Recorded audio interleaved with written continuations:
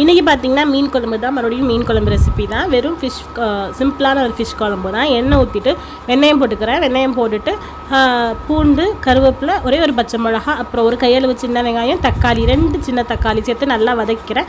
நல்லா வதங்கினா உப்பு போட்டு வதங்கினா சீக்கிரம் வதங்கும். அதுக்கப்புறம் ஒரு 11 சைஸ் புளி எடுத்து ஊற வச்சுக்கோங்க. அதிலே மஞ்சத்தூள், 2 ஸ்பூன் சாம்பார் தூள், ஒரு டீஸ்பூன் மிளகாத்தூள் நல்லா சேர்த்து எல்லாத்தையும் கரைச்சிட்டு இதில் ஊற்றிடுங்க.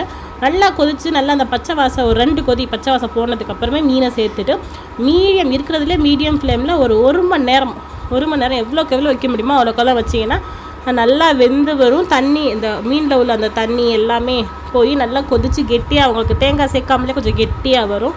அந்த பதத்துக்கு நம்ம தேங்காய் சேர்க்காமல் கெட்டியாக வைக்கணும்னா இப்படி தான் வச்சாகணும். தேங்காய் சேர்த்தோம் அப்படின்னா டக்குன்னு நமக்கு கெட்டியாகிடும், சீக்கிரம் அடிப்பிடிக்கவும் வாய்ப்பு இருக்குது, பொங்குறதுக்கும் வாய்ப்பு இருக்குது. அதுக்கப்புறம் பார்த்திங்கன்னா நான் லைட்டாக கொத்தமல்லி ரொம்ப இல்லை, நான் கொஞ்சம் தான் இருந்துச்சு, அதனால் லைட்டாக ஃப்ளேவருக்காக கொஞ்சமாக போட்டுட்டு இறக்கிடுறேன். எனக்கு சாதமும் மீன் குழம்பு அதுக்கப்புறம் முட்டை ஆம்லேட் இதுதான்.